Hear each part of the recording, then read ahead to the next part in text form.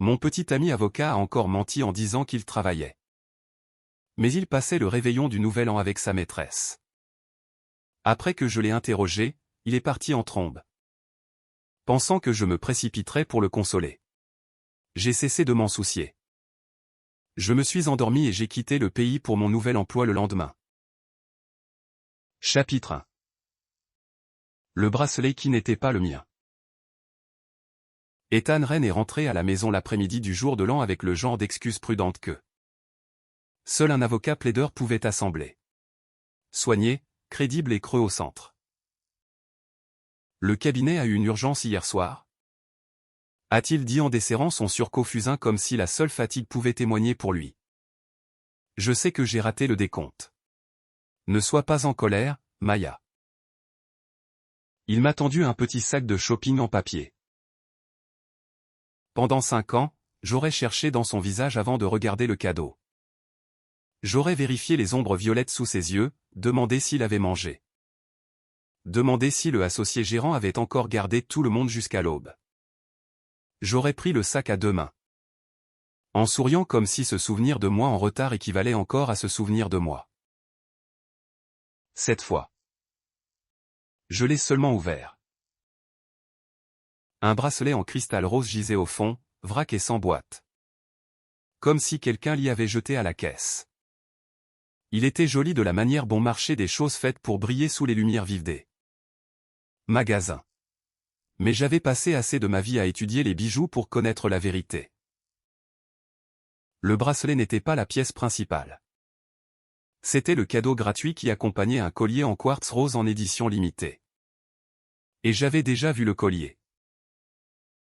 Ava Caril l'avait publié la nuit précédente sur sa story privée. Sauf qu'elle n'était pas aussi privée qu'elle le pensait. Elle m'avait elle-même envoyé des captures d'écran, enveloppées dans une fausse innocence. Sur une photo, le collier reposait contre ses clavicules tandis que des feux d'artifice brûlaient derrière elle. Sur une autre, la main d'Ethan tenait une flûte de champagne à côté de la sienne. Sa légende disait « Merci de tenir chaque promesse. » Même quand la vie devient compliquée. Il avait acheté le collier pour elle et m'avait apporté le bracelet gratuit. La première fois qu'Ethan a oublié notre tradition de cadeau du Nouvel An. J'ai pleuré dans la salle de bain où il ne pouvait pas m'entendre. J'avais économisé pendant 2 mois pour lui acheter un stylo plume gravé à ses initiales. Il était rentré les mains vides et m'avait dit avec un demi-rire que les couples ensemble depuis si longtemps n'avaient pas besoin de bêtises cérémonielles.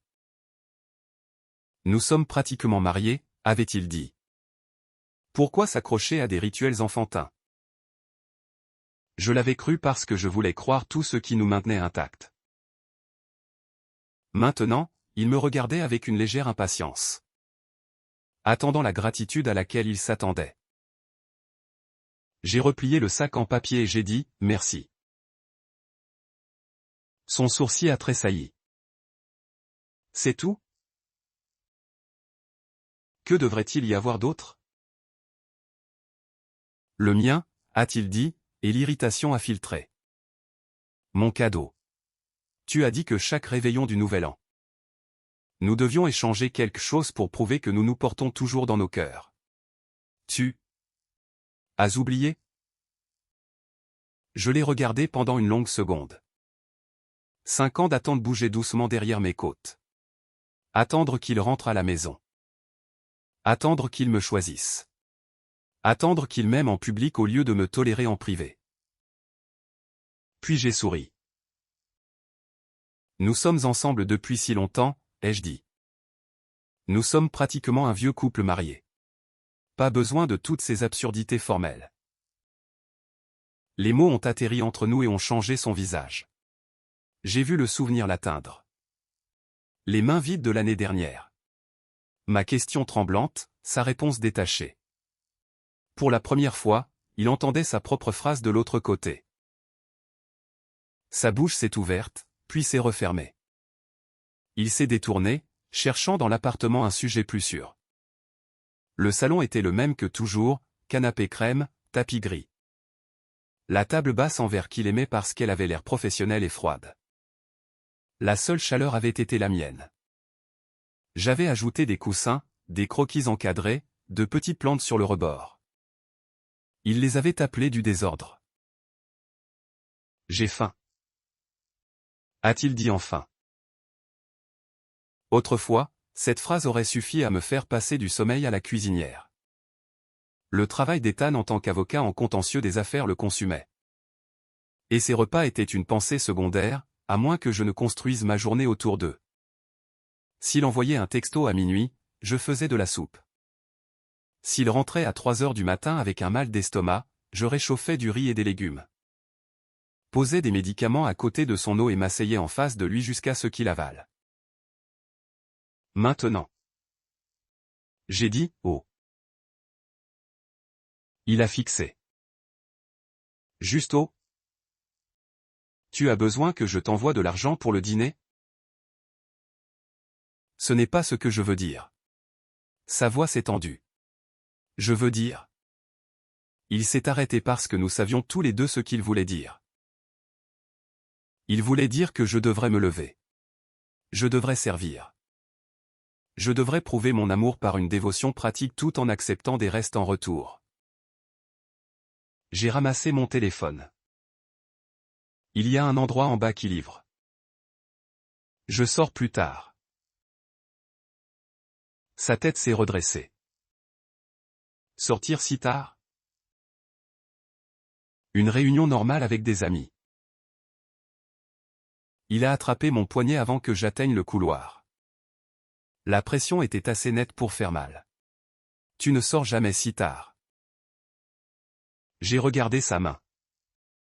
Puis je l'ai regardée. Lâche-moi. Il l'a fait? Mais lentement. Tu es toujours en colère pour hier soir? Non. Il a cherché sur mon visage et n'a trouvé ni larmes, ni accusation, ni supplication.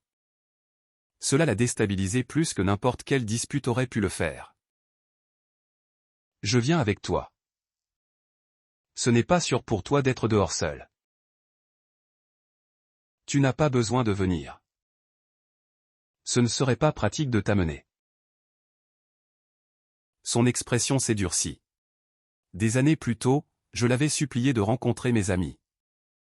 Il avait toujours refusé. Le travail était trop prenant. Les bars étaient bruyants. Mes amis étaient immatures. Maintenant que je n'avais plus besoin qu'ils viennent. Il traitait l'invitation que je ne lui avais pas donnée comme une insulte. J'ai changé de vêtements, pris mon manteau et je suis passé devant lui. Derrière moi, il a dit mon nom comme un avertissement. Maya. Je ne me suis pas retourné. Dehors, l'air de janvier traversait la laine de mon manteau. Pour la première fois depuis des années. Ce froid ressemblait moins à de la solitude qu'à de l'oxygène. Chapitre 2. Les amis que j'avais laissés derrière moi. Le bar était bondé, chaleureux et assez bruyant pour faire tressaillir mon ancien moi. Mon moi actuel est entré et s'est rendu compte que le bruit lui avait manqué. Jenna m'a vu en premier. Elle a failli faire tomber son verre. Regardez qui s'est souvenu que nous existons, a-t-elle crié par-dessus la musique. Maya Bennett vivante et respirant en dehors de l'appartement d'un avocat. La table a éclaté de rire. Elles étaient 4, Jenna, Priya, Lucie et Rachel. À l'université, nous passions nos nuits jusqu'au lever du soleil à souder du métal. À débattre des sertissages de pierres précieuses et à jurer que nous ne deviendrions jamais des femmes qui disparaissent pour un homme.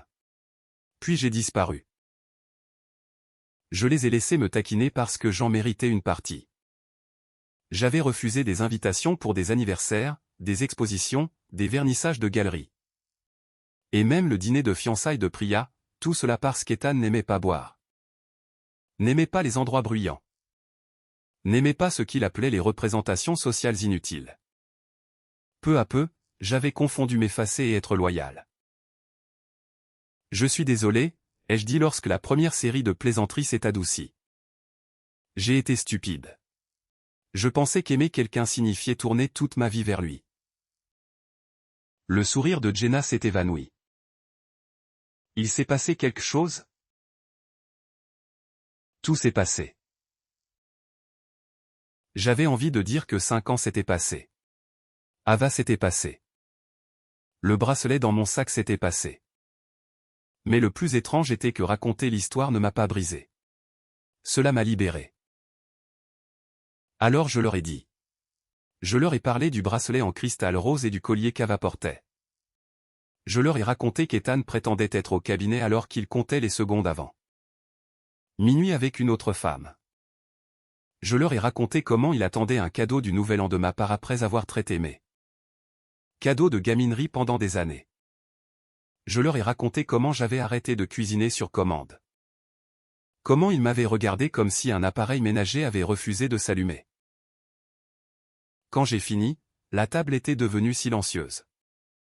Priya, qui avait toujours été la plus douce d'entre nous, avait l'air furieuse. Maya, il ne t'aime pas. J'ai hoché la tête.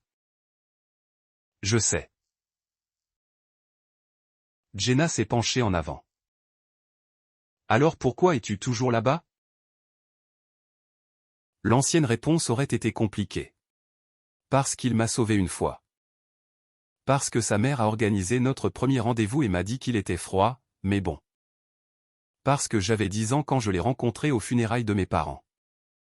Et qu'il m'a donné un bonbon au caramel dans un couloir où tous les autres me disaient d'être brave. Parce qu'il a dit que mes parents étaient toujours dans le monde. Manquant juste toujours mes passages. Et j'avais construit toute une enfance autour du réconfort de cette phrase. La réponse honnête était plus simple. Je ne reste pas, ai-je dit. J'ai accepté le poste à Londres. Je pars dans 2 semaines. Pendant une seconde, personne n'a bougé. Puis Jenna a hurlé. Les gens à la table voisine ont regardé. Priya m'a attrapé les mains. Lucie a pleuré. Rachel a commandé du champagne que nous ne pouvions pas nous permettre et a dit que toute femme qui récupérait sa propre vie méritait des bulles. Londres. Le mot vivait tranquillement dans ma boîte de réception depuis 3 semaines. Un studio de création de bijoux à Clerkenwell m'avait offert un poste de designer junior après avoir vu le portfolio que j'avais secrètement reconstruit la nuit. Ce n'était pas prestigieux. Le salaire était modeste. L'appartement que je pouvais me permettre était à peine plus grand que le dressing d'Ethan. Mais il était à moi. Je ne l'avais pas dit à Ethan parce que je n'avais plus besoin de sa permission. Cette pensée semblait si nouvelle que je devais respirer autour d'elle. Un verre est apparu devant moi. Du whisky ambré, mon ancien préféré. J'avais arrêté de boire parce qu'Ethan détestait l'odeur de l'alcool. Il disait, les femmes qui buvaient trop avaient l'air indisciplinées. J'avais accepté ce verdict comme s'il s'agissait d'une loi. J'ai levé le verre. À la discipline? Ai-je dit. Jenna a souri. À la désobéissance que nous buvons. Le whisky a brûlé ma gorge et s'est installé dans ma poitrine comme une petite lampe brillante. Quand je suis rentré chez moi après minuit, les lumières de l'appartement étaient toujours allumées. Ethan était assis sur le canapé, veste enlevée, cravate desserrée. Son visage arborant cette expression judiciaire qu'il portait lors du contre-interrogatoire des témoins. Je t'ai dit que je n'aime pas l'odeur de l'alcool. A-t-il dit avant même que j'ai retiré mes chaussures. Je l'ai regardé et je me suis demandé combien d'années de ma vie j'avais passé à avoir peur de ce ton. J'ai bu parce que j'étais heureuse. Ai-je dit. Pas à cause de toi. Il s'est levé. Tu es meurtri par l'alcool.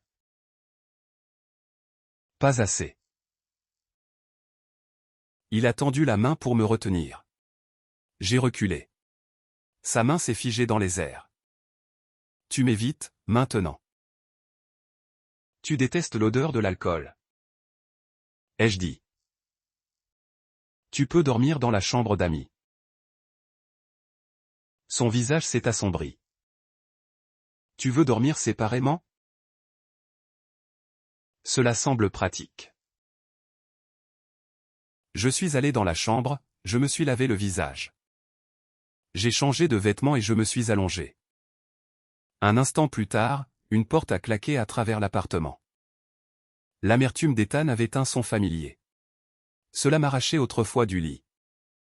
Je traversais le couloir à pas de loup, m'excusais même sans savoir pourquoi. Promettais que je n'avais pas voulu le fâcher. Cette nuit-là, j'ai entendu le claquement et n'ai rien ressenti. Je m'étais endormi avant que l'appartement ne cesse de résonner. Le matin, je me suis réveillé tôt. J'ai préparé du café pour moi-même et j'ai démissionné de l'emploi administratif que j'avais pris. Près de son bureau.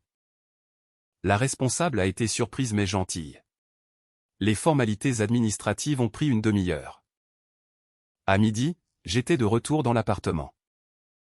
Ethan sortait avec une boîte de boulangerie attachée par un ruban rose.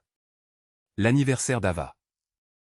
Bien sûr, il ne s'est même pas arrêté quand il m'a vu, et je n'ai pas demandé où il allait.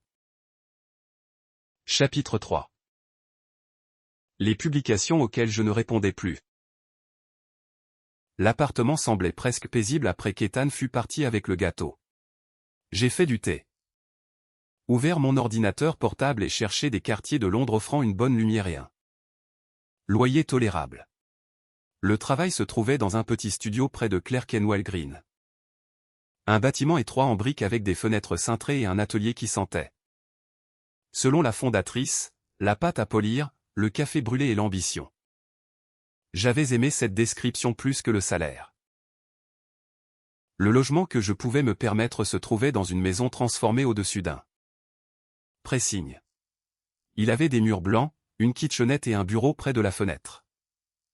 La propriétaire, une dame chinoise qui vivait à Londres depuis 30 ans, m'a envoyé des vidéos du système de chauffage et m'a averti de ne pas faire confiance aux prévisions météorologiques. J'ai regardé la vidéo 3 fois et j'ai pleuré, non pas parce que la pièce était belle, mais parce qu'elle m'attendait. Ce soir-là, en faisant défiler mon téléphone à demi endormi, j'ai vu la publication d'anniversaire d'Ava. Elle était là, dans un pull pâle, les joues roses, le collier de quartz rose brillant à sa gorge. Ethan était assis à côté d'elle à une table de salle à manger privée. Il était tourné vers elle. La lumière des bougies du gâteau adoucissant son visage en une tendresse que j'avais pas cédée. Annie a essayé de mériter sa légende, merci d'être là pour chaque moment important de ma vie. Ethan l'avait aimé. Ses amis aussi. L'un a commenté, vous voir si heureux tous les deux nous rend tous heureux. Un autre a écrit, certaines promesses durent vraiment. Puis quelqu'un a ajouté, arrêtez de publier ou Maya va encore faire une scène. J'ai fixé la phrase pendant un long moment. J'avais l'habitude de faire des scènes, si demander le respect de base comptait comme une scène. Lorsque j'avais remarqué pour la première fois Ava dans la vie d'Ethan, j'avais essayé d'être raisonnable. J'avais dit que les hommes et les femmes pouvaient absolument être amis, mais que les limites importaient quand une personne était dans une relation engagée. Ethan était devenu froid. C'est mon ami, avait-il dit. Tu n'as pas à me contrôler. Ses amis m'avaient appelé insaisissable et insécure. Ava m'avait appelé sensible. Ethan m'avait appelé dramatique. Finalement, j'avais appris qu'il avait été le premier amour d'Ava. Séparé non pas par une opposition familiale tragique, comme il le prétendait, mais par sa propre décision de poursuivre un avenir plus riche à l'étranger. J'avais appris cela trop tard, après avoir déjà abandonné ma carrière de designer, mes amis, mes habitudes et la moitié de mon identité. Maintenant, je regardais la publication. Je sentais l'ancienne blessure faire mal et j'ai fait quelque chose qui m'a choqué par son calme. J'ai aimé la photo. Puis j'ai posé le téléphone face vers le bas et je me suis endormi. Vers minuit, quelqu'un a secoué mon épaule. J'ai ouvert les yeux pour voir Ethan debout au-dessus de moi, pâle de colère. Tu te souviens seulement que je suis ton petit ami, a-t-il exigé. Je suis rentré après minuit et tu n'as pas appelé. Pas un texto? Les copines de mes amis savent toutes prendre des nouvelles. Tu n'as même pas demandé où j'étais. Le sommeil rendait ma voix rauque. Tu étais avec Ava et tes amis. Qui avait-il à demander? Ce n'est pas la question. Tu me disais que je t'ennuyais quand je t'appelais pendant tes rassemblements. J'ai arrêté. Il avait l'air comme si je lui avais cité un contrat contre lui. Tu es en colère à cause du message d'Ava. Non, Maya. Je suis fatigué. J'ai pris mon téléphone, trouvé la publication d'Ava et la lui étendue. Regarde, j'ai aimé. Heureux. Il a fixé l'écran. Pour une fois, il ne savait pas s'il avait gagné. Puis il s'est assis sur le bord du lit et a tendu la main vers ma taille. Je me suis éloigné sans réfléchir. Sa main est tombée. Tu as dit que tu n'étais pas en colère. J'ai mes règles, ai-je dit. Parce que je savais que c'était la seule explication qu'il accepterait sans transformer mon Coran. Un autre sujet de dispute. Il est parti. J'ai dormi à nouveau. Le lendemain matin. Il est venu à la table à manger pendant que je mangeais du pain grillé et des œufs brouillés. Il a regardé l'endroit vide où son petit déjeuner se trouvait d'ordinaire. Où est le mien? J'ai fini de mâcher. Tu n'as jamais beaucoup mangé de ce que je préparais. J'ai pensé que tu n'aimais pas ça. Tu peux acheter quelque chose en bas. Il a cligné des yeux comme si la pièce avait changé de langue. Pendant des années, le petit déjeuner était apparu parce que je me réveillais tôt. Les chemises arrivaient propres parce que je les apportais au pressing. Les médicaments étaient triés parce que je vérifiais les étiquettes. Sa vie se déroulait sans heurts grâce à un travail qu'il ne voyait pas. Et parce qu'il ne le voyait pas, il pensait que cela ne coûtait rien. Il a adouci sa voix. Tu as toujours voulu aller au parc d'attractions. Je t'y emmène aujourd'hui. Arrête d'être contrarié. Le souvenir fut immédiat. Mon jeune moi debout près de la fenêtre avec des billets à prix réduit sur son téléphone. Demandant si nous pouvions y aller juste une fois. Ethan n'avait même pas levé les yeux de son dossier juridique. Trop enfantin, avait-il dit. Ces endroits sont pour les gosses. Maintenant j'ai répété, c'est pour les enfants. N'y allons pas. Ses yeux ont vacillé. Il s'en est souvenu. Mais contrairement à moi, il ne s'est pas laissé arrêter par l'écho. Il a continué à me cajoler, promettant des manèges, de la nourriture, une journée entière. Il semblait presque désespéré de prouver que tout pouvait être réparé en me donnant quelque chose dont je ne voulais plus. À la fin, j'ai accepté parce que le refus me demandait plus d'énergie que d'y aller. Le parc était lumineux, bruyant et rempli de gens heureux d'une manière qui ne me demandait rien. 10 minutes après être entrés, nous sommes tombés sur Ava et les amis d'Ethan. Quelle coïncidence! Sauf que personne n'avait l'air surpris. Puisque nous sommes tous là, jouons ensemble, a dit Tyler, le plus proche ami d'Ethan. En passant un bras autour des épaules d'Ethan avant que je puisse répondre. Il bougeait comme une marée autour d'Ava, et Ethan dérivait là où il voulait qu'il dérive. J'ai marché à l'arrière. Personne n'a attendu. Personne n'a demandé ce que je voulais faire. À l'attraction aquatique des bûches, Ava a frappé dans ses mains. Ethan, viens avec moi. J'ai peur si tu ne t'assieds pas à côté de moi. Ethan a dit qu'il n'aimait pas les attractions d'eau. Ava a tiré sur sa manche, en faisant la moue. Il a cédé. Lorsque le bateau a plongé et que l'eau a explosé sur nous. Il a ouvert sa veste et a protégé Ava de tout son corps. Il m'a vu alors? La culpabilité traversant son visage trop tard. Maya. C'est bon, ai-je dit, en essorant l'eau de ma manche. Tu étais plus près d'elle. C'est logique. L'escape game hanté était pire et meilleur dans une mesure égale. Ava criait à chaque son et se jetait contre la poitrine d'Ethan. Ses amis taquinaient, poussait et organisait. À l'étape finale. Le jeu nécessitait un marié et une mariée pour accomplir un faux rituel de mariage. Tyler a souri. Ava a peur. Laisse-la le faire avec Ethan. Maya peut regarder. Les autres ont renchéri avant qu'Ethan puisse répondre. Ava a baissé les yeux. Peut-être que ce n'est pas approprié. Maya pourrait être contrariée. Ses doigts restaient enroulés autour de sa manche. J'ai marché jusqu'à la marque officielle. Pas de problème. Nous avons encore besoin de quelqu'un pour célébrer la cérémonie. Je vais le faire. Ils ont fixé. Puis j'ai lu le texte. À la ligne où le marié était censé embrasser la mariée, Ethan a hésité. Alors je me suis avancé derrière lui et je l'ai poussé. Sa bouche a atterri sur la joue d'Ava au moment où la vidéo finale a commencé. Elle racontait l'histoire d'une mariée lésée. Morte en aimant un homme infidèle et devenue un fantôme. Ses amis ont soudainement trouvé l'intrigue moins drôle. Quand nous sommes sortis, Ethan s'est précipité après moi.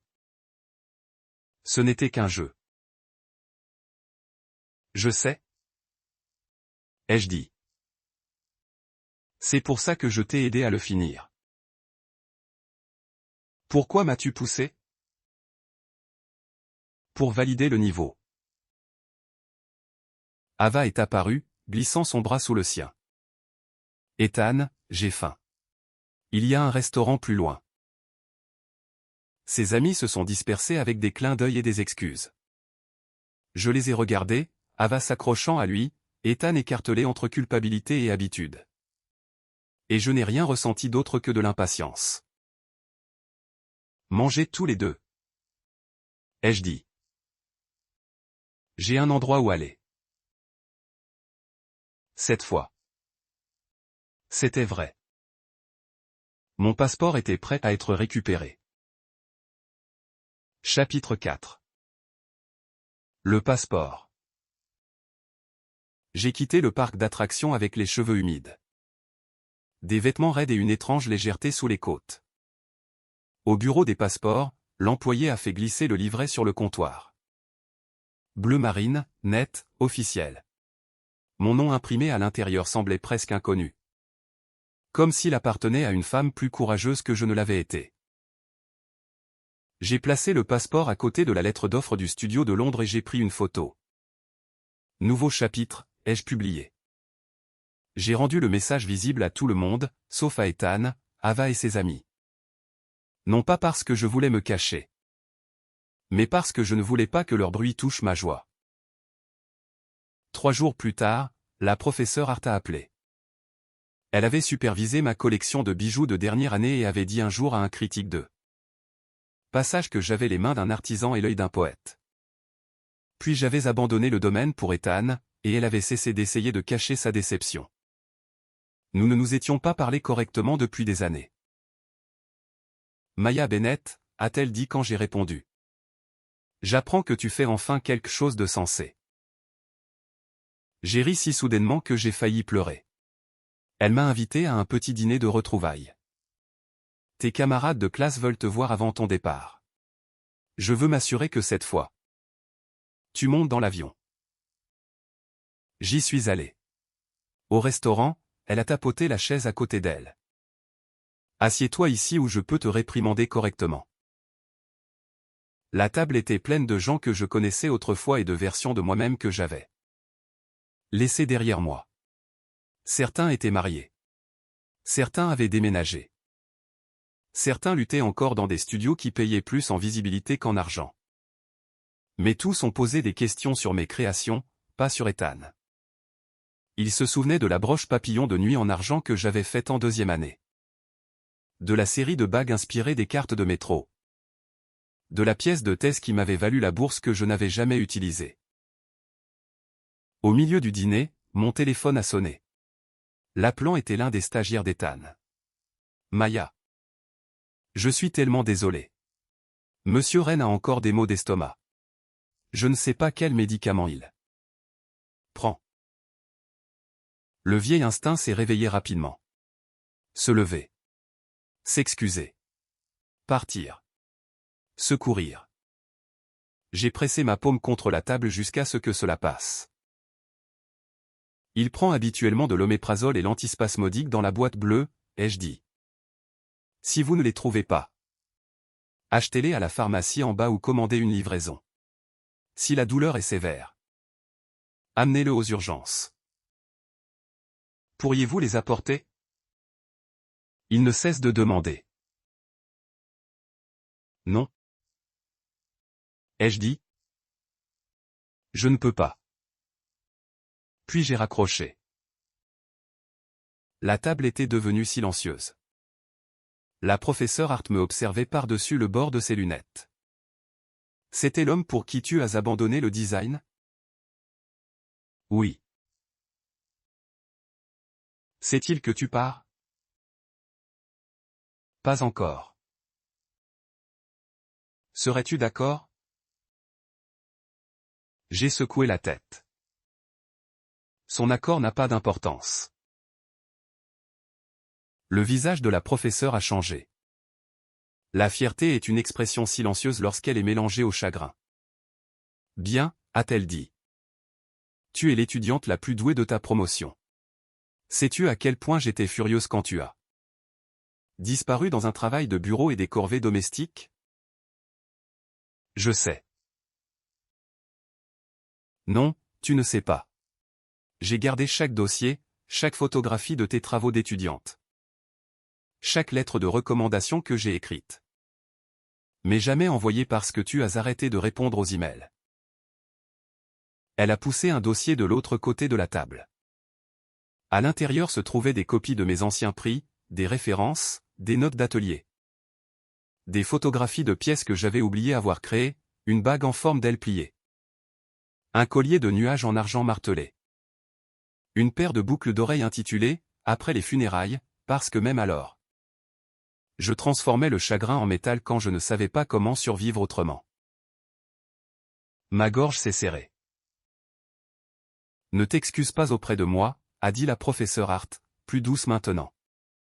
Excuse-toi auprès de toi-même en ne gâchant pas une autre décennie. J'ai hoché la tête. Incapable de parler. Quand je suis rentré tard cette nuit-là, Ethan était assis dans le salon sombre, voûté. Pâle et en sueur. Où étais-tu? A-t-il demandé. Au dîner. Tu savais que j'étais malade. Pourquoi n'es-tu pas venu? J'ai allumé la lumière. J'ai dit à ton stagiaire quoi acheter. Tu aurais pu aller dans une pharmacie. Ses yeux ont brillé. Tu venais toujours. Tu disais que je te couvais trop. Ce n'est pas la même chose. Ça l'est. Tu me voulais quand j'étais utile. Tu m'en voulais quand je m'en souciais. Maintenant, je choisis de ne pas gérer ta douleur pour toi, et tu ne sais pas quoi faire de cela. Il m'a fixé comme si j'avais prononcé une vérité impardonnable. J'étais fatigué, et mon vol était dans 2 jours. Il est tard. Ai-je dit. Tu devrais te reposer. Maya. Tu n'étais pas comme ça avant. Comment étais-je? Il a ouvert la bouche, mais aucune réponse flatteuse n'est venue. J'avais été pratique, disponible, prévisible. Une femme qui traduisait le négligence en endurance. Je l'ai laissé dans le salon et j'ai dormi dans la chambre d'amis. Le lendemain matin, pendant qu'il allait au cabinet, j'ai commencé par supprimer ses amis en premier. Tyler, Marcus, Ben. Chaque homme qui avait ri pendant qu'Ava s'asseyait trop près et m'appelait sensible. Puis Ava, puis les discussions de groupe, puis les anciennes photos que j'avais gardées. Non pas parce qu'elles me rendaient heureuse, mais parce que les supprimer c'était comme admettre une défaite. Ce n'était pas une défaite, c'était nettoyer une blessure. L'après-midi, mes valises se trouvaient près de la porte. Quand Ethan est rentré tôt, il portait un autre gâteau de la boulangerie préférée d'Ava. Il s'est arrêté dans l'entrée. Qu'est-ce que c'est? Je déménage. Il a froncé les sourcils. Qu'est-ce que tu fais maintenant? Nous rompons. La boîte de gâteau a penché dans sa main. Il a ri une fois, d'un ton sec et incrédule. Tu sais ce que tu dis? Oui. J'ai posé un dossier sur la table basse. Relevé de dépenses, contribution au loyer, facture que j'avais payée. Coût du ménage que je n'avais plus l'intention d'absorber. Je ne te devrai rien. Je ne porterai pas non plus ce qui n'est pas à moi. Son visage s'est durci. Tu dois nous réduire à des chiffres. Tu as réduit mes cadeaux à des formalités, ma jalousie à du drame. Mes amis à une mauvaise influence, mon rêve à de la gaminerie. Mon travail à un passe-temps et mon soin à une obligation. Maintenant que j'utilise le langage que tu respectes, ne te plains pas du ton. Le téléphone dans sa poche a sonné. Ava. Il a regardé en bas. J'ai vu l'aperçu de son message. Où es-tu? Le gâteau fond. Tout le monde attend. Maya t'a encore arrêté. Pour la première fois. Ethan n'a pas immédiatement répondu. Vas-y. Ai-je dit. Ne la fais pas attendre. Sa tête s'est redressée. Tu veux que je parte? C'est ce que tu fais toujours. Elle appelle, tu y vas. Elle a peur. Tu la protèges. Elle a un anniversaire? Tu apportes du gâteau. Mes désirs n'ont jamais changé tes décisions. Ne me demande pas maintenant. Comme si je les contrôlais soudainement. Son visage est devenu blanc. Maya, a-t-il dit, et sa voix s'est adoucie de la manière qui m'effondrait autrefois. Ava et moi sommes juste amis. J'ai fini. Je sais. J'en ai assez entendu. J'ai pris mon passeport, mes documents et mon sac à main. Il a bloqué la porte. Je ne suis pas d'accord avec la rupture ni avec Londres. Ne me pousse pas, la sentence est restée suspendue dans l'air, laide et claire. Ethan l'a entendu aussi. Il était avocat. Il connaissait la forme d'une menace. Je l'ai regardé droit dans les yeux. Ne me pousse pas à te respecter encore moins. Sa main est tombée. J'ai fait rouler ma valise devant lui dans le couloir. Son téléphone a sonné à nouveau. Dans la seconde où il a regardé en bas, les portes de l'ascenseur se sont ouvertes. Je suis entré. Elles se sont refermées avant qu'il ne choisisse. Chapitre 5. Le vol qu'il a raté. L'hôtel près de l'aéroport avait des murs minces. Des serviettes rêches et une vue sur les lumières des pistes qui clignotaient comme un code morse. Distant. C'était la chambre la plus paisible dans laquelle j'avais dormi depuis des années. Je me suis douché, j'ai mis un pyjama propre et j'ai ouvert mon ordinateur portable. Le bail de Londres attendait dans ma boîte de réception. L'appartement était minuscule, le loyer douloureux. Et la fenêtre faisait face à un mur de briques si l'on se penchait trop à gauche. Mais il y avait un bureau. Il y avait la lumière du matin. Il y avait une porte que je pouvais fermer sans me demander quelle humeur m'attendait de l'autre. Côté. J'ai signé le bail. Ensuite, je me suis assise près de la fenêtre et je me suis laissé pleurer. Pas pour Ethan. Pas exactement. J'ai pleuré pour la fille de 10 ans qui avait pris un bonbon pour un salut éternel. J'ai pleuré pour la jeune fille de 23 ans qui avait abandonné la création de bijoux parce qu'un homme voulait des dîners chauds. J'ai pleuré pour chaque version de moi qui avait confondu être nécessaire et être aimé. À l'aube, les larmes avaient disparu. Je suis allé à mon ancien bureau pour terminer les formalités administratives. Ma responsable était désolée de me perdre. Vous êtes méticuleuse, a-t-elle dit. Vous avez fait tourner cet endroit. Je l'ai remercié. Autrefois, j'aurais chéri ce compliment. Méticuleuse, fiable, douée pour les détails. Le genre de femme qui rendait les journées des autres plus douces. Maintenant, je voulais des mots plus tranchants. Brillante, audacieuse, originale.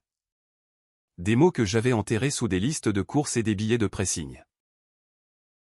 Dans l'après-midi, j'ai rencontré la professeure Hart une dernière fois. Elle m'a tendu un bonbon au caramel. Pour l'avion, a-t-elle dit. Je l'ai tenu dans ma paume. L'emballage a crissé comme un souvenir. Aux funérailles de mes parents, Ethan avait été un garçon solennel dans un pull marine. Le fils de l'ami de ma mère. Les adultes me répétaient de ne pas pleurer trop fort, de ne pas mettre les invités mal à l'aise. Je m'étais échappé dans un couloir de service et m'étais plié à côté d'une pile de chaises. Ethan m'y avait trouvé. Il m'avait offert le bonbon et avait dit que mes parents étaient toujours dans le monde. Passant simplement toujours par des endroits que je venais de quitter. L'école quand j'étais à la maison quand j'étais à l'école. Un jour, avait-il dit, nous cesserions de nous manquer. Cette phrase m'avait porté tout au long de mon enfance. Pendant des années. J'ai cru que le recroiser à l'âge adulte signifiait que le destin m'avait rendu mon réconfort. Mais une gentillesse d'enfance n'est pas un contrat. Un garçon qui a dit une fois quelque chose de doux ne devient pas ayant droit à la dévotion d'une femme pour toujours. J'ai mis le bonbon dans mon sac. À l'aéroport le lendemain matin, je suis arrivé tôt. J'ai enregistré 2 valises. Gardé un bagage à main et éteint ma carte SIM nationale après un dernier coup d'œil. Il n'y avait pas de message d'Ethan parce qu'il était bloqué. Il y avait du soulagement dans ce silence. Lorsque l'embarquement a commencé, j'ai traversé la passerelle sans regarder en arrière. Au même moment, Ethan s'est réveillé dans notre appartement. Je connais cette partie parce que sa mère me l'a racontée des mois plus tard et parce qu'Ethan lui-même finirait par l'écrire dans un email auquel je n'ai jamais répondu. Il s'est réveillé sans odeur de café, sans petit déjeuner. Sans le doux son de quelqu'un bougeant dans la cuisine. Mes pantoufles d'intérieur avaient disparu de l'entrée. La tasse bleu pâle que j'utilisais chaque matin avait disparu de l'égouttoir. La plante près de la fenêtre avait disparu aussi. Sur la table à manger reposait la clé de l'appartement et un mot, je suis parti. Au revoir. 5 mots. Pas de colère. Pas d'accusation. Pas de supplication. Il les a fixés jusqu'à ce que Tyler envoie un texto, mec. Le profil de Maya a disparu. Elle nous a supprimés? Ava dit que tu as raté hier soir à cause d'elle. Laisse-la se calmer. Les femmes reviennent toujours une fois que tu arrêtes de courir après. Ethan a ouvert mon profil. Page blanche. Il a envoyé un message. Le marqueur rouge de rejet est apparu. Il a appelé. Rien. Il a appelé à nouveau. Rien. Au moment où il a atteint l'aéroport, mon avion était dans les airs depuis 30 minutes. Il s'est tenu sous le panneau des départs et a regardé le vol pour Londres passer de « partie » à « porte fermée », comme si fixer du regard pouvait inverser l'aviation. Ava l'a appelé pendant qu'il se tenait là. « Tu n'es pas venu hier » a-t-elle dit, la voix douce de blessure. J'ai attendu si longtemps. Tout le monde a dit que Maya a dû t'arrêter. J'espère que vous ne vous êtes pas disputé à cause de moi. Pendant des années, ces mots auraient tiré du réconfort de sa part. Ce matin-là, il les a trouvés bruyants. Il n'a pas répondu. Il est rentré chez lui et l'appartement était devenu ce qu'il prétendait toujours vouloir, ordonné. Désencombré, calme. À 22 heures, son estomac a commencé à lui faire mal. Il a appelé mon nom avant de se rappeler que j'étais au-dessus d'un autre continent. Le tiroir à médicaments était vide parce que l'organisateur m'appartenait. Il a cherché dans la cuisine, la salle de bain, le placard sous l'évier. Il a trouvé un paquet périmé dans une boîte de vieux reçus et s'est assis sur le sol. Trempé de sueur. se rendant compte qu'un homme qui plaidait des contrats pour vivre ne savait pas ce qu'il mettait dans son propre corps à moins que je le lui tende. Sa mère a appelé. Maya est partie, a-t-il dit. Comment le savais-tu? Sa professeure m'a appelé. Elle voulait s'assurer que je n'interférerais pas. Comme si je le ferais. Maman? Non. Madame Reine a dit. Tu vas écouter. J'ai organisé votre premier rendez-vous parce que j'aimais cette fille. Elle était orpheline jeune, mais elle avait de la discipline, de la tendresse et du talent. Je t'ai dit que tu étais froid parce que j'espérais qu'elle te comprendrait. Je ne lui ai pas dit cela pour que tu puisses l'utiliser comme une servante tout temps, entretenant la flamme pour Avakaril. Ethan a serré le téléphone. Sa mère a continué, la voix comme une lame enveloppée de velours. Ava n'a pas été forcée de partir à l'étranger par moi. Elle a choisi cet homme à Singapour parce que sa famille avait plus d'argent et moins d'attentes. Elle m'a demandé de ne pas te le dire. Je suis restée silencieuse parce que je pensais que tu grandirais. Au lieu de cela, tu as puni Maya pour ne pas être la femme qui t'a quitté. Ethan n'a rien dit. Tu as perdu la mauvaise femme, a dit sa mère. Et cette fois, je ne t'aiderai pas à la récupérer. À ce moment-là, mon avion avait traversé l'obscurité. Je me suis réveillé au-dessus de l'Atlantique avec une ligne d'aube à l'horizon. L'hôtesse de l'air m'a tendu le petit déjeuner. J'ai déballé le bonbon au caramel de la professeure Hart à la place. Il me collait aux dents, absurdement doux, exactement comme l'enfance s'en souvenait. J'ai regardé par la fenêtre et j'ai chuchoté au ciel, je pars. Pour une fois. Personne ne m'a arrêté. Chapitre 6. Londres ne m'a pas demandé qui j'aimais. Londres m'a reçu avec de la pluie. Pas une pluie dramatique, pas des trompes d'eau cinématiques contre le verre des taxis. Juste une bruine grise persistante qui faisait frisoter mes cheveux avant que j'atteigne le trottoir. La dame qui me louait le logement m'attendait dans un manteau rouge et m'a réprimandé pour ne pas porter de bottes appropriées. Cette ville mange les jolies chaussures, a-t-elle dit en traînant une valise tandis que je traînais l'autre. On apprend vite où on attrape le pied de tranchée. Son nom était Madame Lynn, et elle traitait le sens pratique comme une langue amoureuse. Elle m'a montré la chaudière, le panneau électrique, le verrou qui bloquait si je tirais trop fort, l'épicerie qui vendait de la sauce soja correcte, et le bus qui m'amènerait près du studio si la grève du métro se reproduisait. Le logement était plus petit que sur la vidéo. Il était aussi plus lumineux. Quand elle est partie, je me suis tenu au milieu de la pièce, entouré de valises, et j'ai écouté. Pas d'Ethan faisant les 100 pas, pas de téléphone vibrant avec le nom d'Ava. Pas d'attente pesant sur mon dos, seulement la pluie frappant la fenêtre. Le studio s'appelait Wellstone.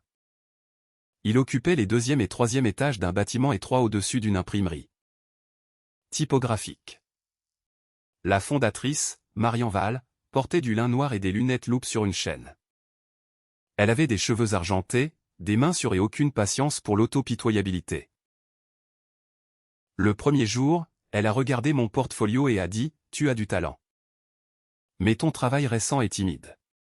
Qui t'a appris à demander la permission avant de tracer une ligne ?» Je connaissais la réponse. Je ne l'ai pas dite. Peu importe. A-t-elle continué. On va t'apprendre à arrêter de t'excuser auprès du métal. L'atelier sentait exactement comme promis. Café, chaleur, poussière de polissage. Mon établi était petit. Mes outils n'étaient pas aussi bons que ceux que j'utilisais à l'université. Mon salaire exigeait une budgétisation minutieuse et un enthousiasme suspect pour les lentilles. Pourtant, chaque matin, quand j'ouvrais la porte du studio, je sentais un muscle dans mon âme se détendre lentement. Au début, je travaillais comme quelqu'un qui a peur que le rêve soit révoqué. J'arrivais tôt, restais tard, prenais des notes sur tout. Et tressaillais dès que quelqu'un critiquait un design. Marian m'a surprise à le faire la 3e semaine. Maya, a-t-elle dit, en tenant mon croquis sous la lampe. La critique n'est pas un rejet. C'est un affûtage. Arrête de me regarder comme si j'allais te renvoyer chez toi. Désolé. Ne t'excuse pas. Révise. Alors, j'ai révisé. J'ai appris à connaître le quartier. J'ai appris que les radiateurs britanniques avaient des humeurs. J'ai appris à cuisiner pour une personne sans me sentir abandonné. J'ai brûlé du riz. J'ai payé trop cher pour du café.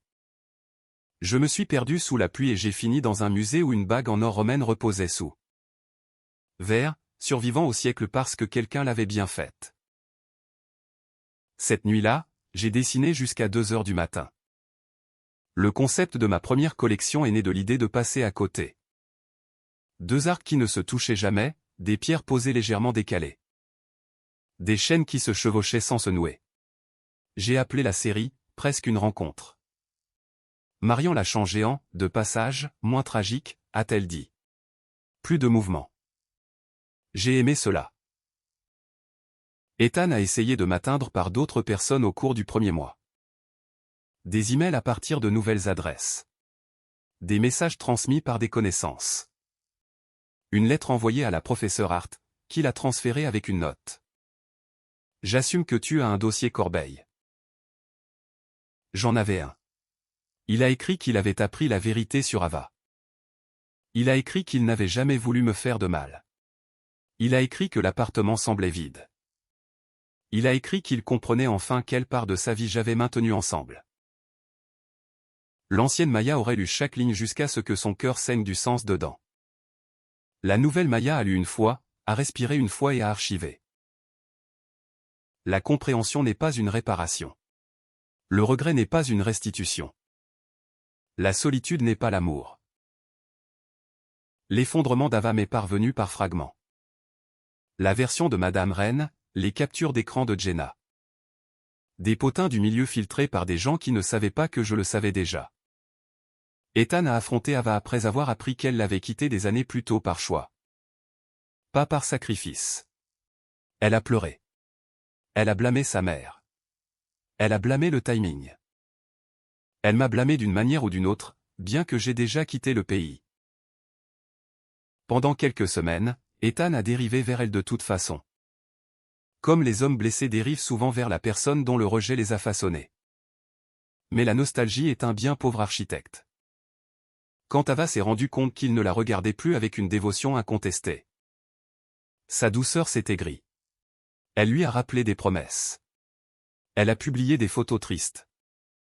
Elle a demandé à des amis communs de lui faire pression. Puis l'un de ses amis, ivre et imprudent, a admis ce que tout le monde savait. Ava avait aimé être aimée par un homme qu'elle n'avait pas à choisir. Ethan a cessé de répondre à ses appels. Je n'ai ressenti aucun triomphe. À ce moment-là, j'apprenais à poser de minuscules pierres sous un microscope sans retenir mon souffle. Je n'avais plus de place pour leur effondrement. À la fin du printemps, Velston a préparé une petite vitrine d'exposition. Marian a sélectionné 3 de mes pièces, de passage. Un pendentif en argent en forme de 2 routes qui se croisaient sans se toucher. Une paire de boucles d'oreilles avec des perles suspendues juste hors d'alignement. Et une bague avec un espace étroit là où la pierre aurait dû être. Le vide cadré comme une caractéristique délibérée. Celle-ci, a dit Marian, en tapotant la bague, est intéressante. Pourquoi laisser le centre vide? J'ai pensé à Ethan, au couloir de l'enfance. À toutes les années où j'avais rempli un manque avec du sens parce que je ne pouvais pas supporter le vide. Parce que tout ce qui manque n'a pas besoin d'être remplacé. Ai-je dit? Elle a souri. Bien. Écris cela avant d'oublier que tu es intelligente. Lors de la présentation, Un homme en costume marine s'est tenu trop longtemps devant mon présentoir. Grand, les cheveux foncés. Avec un visage calme et le genre de posture qui faisait supposer aux gens qu'il appartenait à l'endroit où il se trouvait. C'est vous qui avez conçu cela? A-t-il demandé. Oui. Julian Cross, a-t-il dit, en me tendant la main. Je représente une petite galerie privée. Nous soutenons les artistes joailliers émergents. Sa poignée de main était chaleureuse, pas possessive. Il a posé des questions sur le travail avant de poser des questions sur moi. Il a écouté sans se pencher trop près. Quand il a complimenté la bague, il n'a pas dit qu'elle était jolie. Il a dit que l'espace négatif faisait respirer la pièce. Je suis rentré chez moi ce soir-là avec sa carte de visite dans la poche de mon manteau. Pour la première fois depuis mon départ. Je me suis demandé non pas si je pouvais être aimé à nouveau, mais si je pourrais un jour avoir envie de l'être. La distinction importait. Chapitre 7. Ce qu'Ethan a appris trop tard. La vie d'Ethan ne s'est pas effondrée d'un coup. Les hommes comme Ethan tombent rarement de manière dramatique. Il s'érode. Il allait toujours au tribunal. Il portait toujours d'excellents costumes. Il gagnait toujours des requêtes difficiles et effrayait les jeunes collaborateurs pour les amener à la compétence. De l'extérieur, rien d'essentiel n'avait changé. À l'intérieur de ses journées, tout accrochait. Il oubliait des repas et découvrait que la faim pouvait devenir de la douleur. Il manquait des ramassages de pressing et portait une chemise avec une légère tache à un rendez-vous client. Il égarait des pièces à conviction que j'avais l'habitude de trier pour lui parce que je savais que les semaines de procès le rendaient distrait. Il a envoyé un email froid au greffier d'un juge parce qu'il n'avait personne pour lui dire que le ton importait même quand on avait raison. C'était de petites choses. Les petites choses sont la façon dont la dévotion se cache. Madame Reine a visité l'appartement un dimanche et m'a dit plus tard qu'elle l'avait presque méconnu. Non pas parce que mes affaires avaient disparu, mais parce que l'endroit semblait inutilisé par les vivants. Ethan n'avait pas remplacé les fleurs. Le réfrigérateur contenait de l'eau pétillante, des boîtes de nourriture à emporter et des flacons de médicaments. Sur la table basse, le bracelet en cristal rose gisait toujours là où j'avais dû le poser le jour où il me l'avait donné. Sais-tu ce qui fait mal? A-t-il demandé à sa mère. Elle n'a pas répondu. Elle n'a même pas pris le bracelet. Madame Reine a regardé son fils et a dit, tu lui as donné la partie qui n'a jamais été destinée à être choisie. Pourquoi la porterait-elle? Ava a essayé pendant un moment d'occuper l'espace que j'avais laissé. Elle a apporté de la soupe une fois, s'est plainte que l'appartement était sombre. A déplacé 2 bougies sur la table et a demandé pourquoi il avait toujours mes croquis dans le tiroir du couloir. Jette-les, a-t-elle dit. Vous n'êtes plus ensemble. Ethan a regardé le dossier. À l'intérieur se trouvaient les premiers dessins que je lui avais montrés des années plus tôt, quand j'étais encore assez courageuse pour être enthousiaste. Il s'est souvenu avoir dit, en jetant à peine un coup d'œil, que la bijouterie était un joli passe-temps, mais pas un avenir pratique. Il a fermé le dossier. Non. La bouche d'Ava s'est tendue. Alors maintenant. C'est moi la méchante? Il n'a pas dit ce qu'il commençait enfin à comprendre. Elle n'avait jamais eu besoin d'être une méchante pour qu'il ait tort. Ses amis ont été plus lents. Tyler plaisantait toujours en disant que je me calmerais. Que les femmes meurent pour de grandioses excuses. Puis il a vu qu'Ethan n'arrivait pas à m'atteindre pour la 12e fois et a arrêté de plaisanter. Marcus a suggéré de s'envoler pour Londres. Ethan a acheté un billet puis l'a annulé à la porte d'embarquement après que Madame Reine a posé une question. Vas-tu parce qu'elle te l'a demandé ou parce que tu ne peux pas supporter qu'elle ne l'ait pas fait? Il est resté. À la place, il a écrit des lettres. La première s'excusait pour Ava, la deuxième pour le cadeau. La troisième pour le parc d'attractions. La quatrième pour ma carrière, bien que même alors. Il ne savait pas comment s'excuser d'avoir volé quelque chose en me le faisant donner de mon plein gré. Je n'ai répondu à aucune d'elles. Des mois plus tard, après l'exposition, de passage. Ethan a vu ma photographie sur le site web de la galerie. Je me tenais à côté du présentoir dans une robe noire, les cheveux relevés. Une main reposant légèrement sur le verre. À côté de moi, Julian Cross était tourné vers le travail en pleine conversation. Ethan a fixé Julian pendant un long moment. La jalousie est venue en premier parce que la jalousie est plus facile que le chagrin. Puis est venue la reconnaissance. Julian ne me touchait pas, ne me réclamait pas, ne me surplombait pas. Il écoutait. Ethan n'avait pas su qu'écouter pouvait ressembler à de l'intimité. Le lendemain, il est enfin allé en thérapie. Il n'y est pas allé pour devenir noble. Il y est allé parce que son propre esprit était devenu insupportable. Lors d'une séance, le thérapeute a demandé ce qui lui manquait chez moi. Il a commencé par des choses pratiques. La nourriture, l'ordre, la compagnie. Le thérapeute a attendu. Puis il a dit, elle avait l'habitude de me regarder comme si je valais de la patience. Le valiez-vous? Il n'a pas pu répondre. La dernière tentative d'Ava est venue vers l'été. Elle a attendu devant son cabinet avec un collier de quartz rose à sa gorge. Elle était belle de la manière soignée des femmes qui savent que la beauté est une monnaie d'échange. Nous avons perdu tellement de temps, a-t-elle dit. Peut-être que c'est notre chance. Ethan a pensé au collier et au bracelet, la pièce principale et le reste. Avec quelle facilité il avait assigné aux femmes des places dans une histoire où il restait le prix. Non, a-t-il dit. Les yeux d'Ava se sont remplis de larmes. À cause de Maya? À cause de moi. C'était la première réponse décente qu'il avait donnée à quelqu'un depuis longtemps. Un an après mon départ, Ethan a acheté un cadeau du Nouvel An. Il n'y avait personne pour le recevoir. Il l'a mis dans le tiroir de son bureau. La première année, c'était un ensemble de crayons de dessin professionnels pour créateurs de bijoux. La deuxième année, un livre d'art d'un musée de Londres. La troisième année, un bonbon au caramel dans un carré de papier ciré. Il ne les a jamais envoyés. Ce n'était pas une rédemption.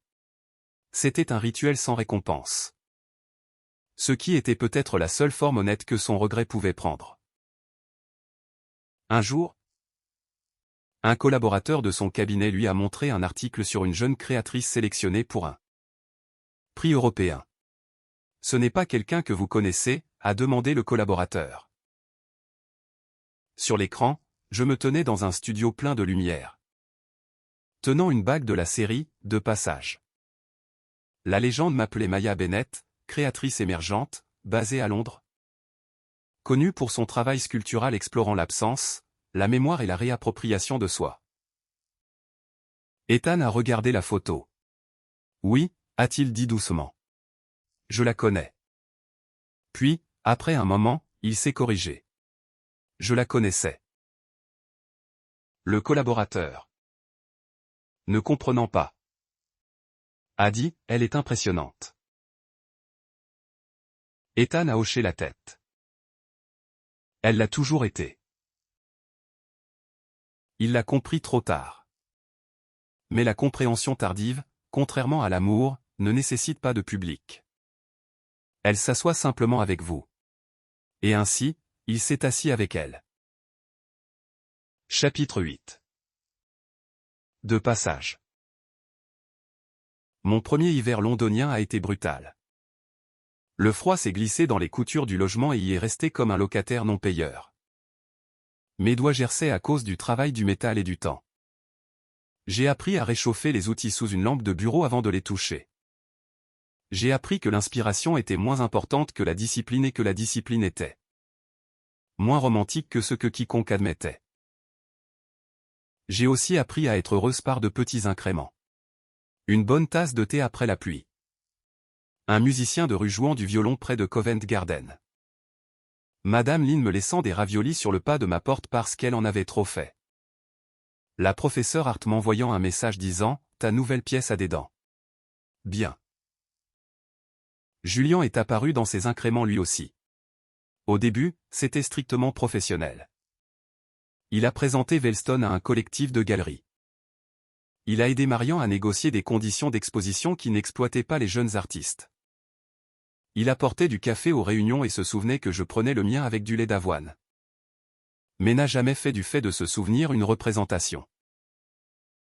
Quand je restais tard avant une exposition, il ne me disait pas que je travaillais trop dur.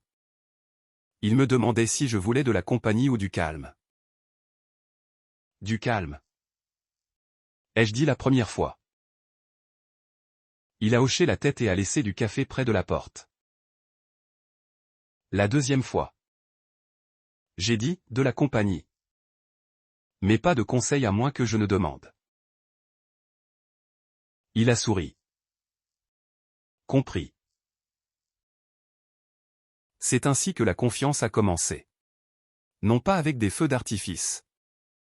Mais avec des limites respectées la première fois qu'elles ont été prononcées. La série, de passage, a évolué. Les pièces originales parlaient de connexions manquées.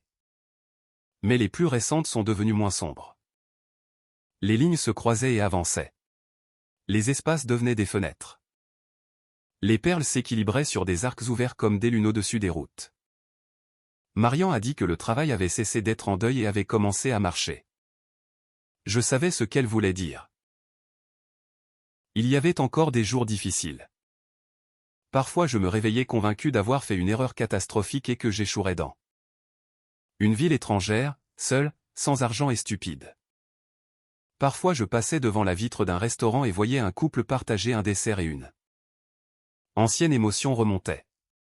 Non pas pour Ethan. Mais pour la fille qui voulait autrefois si peu qu'une cuillère partagée aurait ressemblé à une preuve. Ces jours-là, je retournais à l'établi. Le métal dit la vérité. Il se plie quand il est chauffé. Il se fissure quand il est forcé à froid.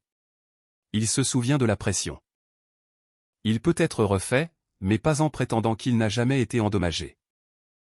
Il en va de même pour les gens. Le prix européen des jeunes joailliers a annoncé sa sélection au début de l'automne. J'étais dans le studio quand l'email est arrivé. J'ai lu mon nom 2 fois. Puis je me suis assise sur le sol parce que mes genoux avaient oublié leur travail. Marian m'y a trouvé. Tu es malade? J'ai tendu le téléphone. Elle l'a lu, a cligné des yeux une fois, et a dit, eh bien. Ne reste pas assise sur le sol. Nous avons du champagne pour cela. Madame Lynn a pleuré quand je le lui ai dit. La professeure Hart a écrit en lettres majuscules. Jenna a exigé un appel vidéo et m'a fait tenir le téléphone sous différents angles pour pouvoir juger si Londres m'avait donné l'air sophistiqué. Julien a envoyé des roses blanches au studio avec une carte. Pour le travail qui a continué à marcher. J'ai fixé la carte plus longtemps que nécessaire. À la cérémonie de remise des prix. Je portais une robe vert foncé parce que le vert était devenu ma couleur de survie. Pas le vert doux des anciennes plantes de l'appartement d'Ethan, mais un vert profond. Un vert émail, un vert pierre précieuse. Mes boucles d'oreilles étaient de ma propre création. Des perles d'eau douce tenues à l'intérieur de fins croissants d'or se touchant presque. Jamais piégées. Quand mon nom a été annoncé comme gagnante, le son a disparu pendant un moment. Je me suis souvenu du couloir des funérailles de mes parents. Du bonbon d'Ethan. De la colère de la professeure Hart, du bracelet rose, du passeport, de la fenêtre de l'avion.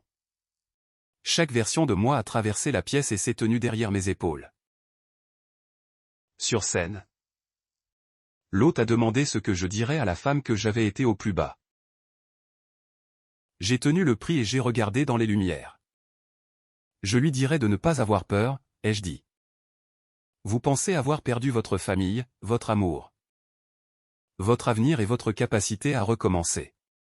Mais parfois, vous vous êtes seulement égaré vous-même pendant un moment. Si vous êtes prête à chercher, vous pouvez vous retrouver. Les applaudissements ont été forts. Je les ai ressentis dans mes os. En coulisses, cela sentait les fleurs, le parfum et les câbles électriques. Julien m'attendait avec des roses blanches. Félicitations, Maya Bennett, a-t-il dit. Merci, Julian Cross. Ses yeux se sont plissés. Un dîner pour fêter ça avec tout le monde si tu veux. Ou juste nous. Seulement si tu veux. C'était encore là. Un espace offert? Pas pris. J'ai regardé les roses. Blanches? Pas rouges. Des félicitations? Pas une revendication. De la cuisine chinoise, ai-je dit. De la vraie cuisine chinoise, pas le genre servi avec une sauce orange sucrée et des regrets. Il a ri. Juste nous? Je me suis surprise en répondant, juste nous. Nous avons mangé dans un minuscule restaurant où le propriétaire criait gentiment sur les clients. Et les travers de porc braisé avaient presque le goût de quelque chose que j'aurais cuisiné dans une autre vie. Julien ne m'a pas demandé d'expliquer Ethan. Il n'a pas interrogé mon passé ni auditionné pour être un homme meilleur. Il a écouté quand j'ai parlé de design et a posé des questions intelligentes sur la technique. Pendant le trajet du retour à pied, la neige a commencé à tomber. Il a ouvert un parapluie. Il était trop petit pour deux, et il en a orienté la majeure partie sur moi. Je l'ai remarqué immédiatement. J'ai repoussé la poignée vers le centre. Ne fais pas ça. Je vais bien. Moi non. Je n'aime pas que les gens soient trempés pour moi. Il s'est arrêté. Puis a ajusté le parapluie de manière égale. D'accord? A-t-il dit. Une si petite chose. Une si grande chose. Nous avons marché côte à côte sous le parapluie partagé. Pas de main tenue, pas de confession. Juste du calme et de la neige et la certitude d'avoir été entendu. De retour dans mon appartement, j'ai placé les roses dans un pichet ébréché près de la fenêtre. Puis j'ai ouvert mon carnet de croquis et j'ai dessiné une bague. Pas une bague de fiançailles, pas une promesse, une forme. Deux anneaux se courbant l'un vers l'autre, séparés et entiers. Ne se rencontrant qu'en un seul point de contact choisi. J'ai écrit un titre en dessous, Nouvelle croissance. Chapitre 9. Le studio nommé d'après le départ. Le prix a changé des choses pratiques avant de changer les choses émotionnelles. Les collectionneurs qui avaient ignoré mes emails ont soudainement utilisé des adjectifs chaleureux. Des magazines ont demandé des interviews.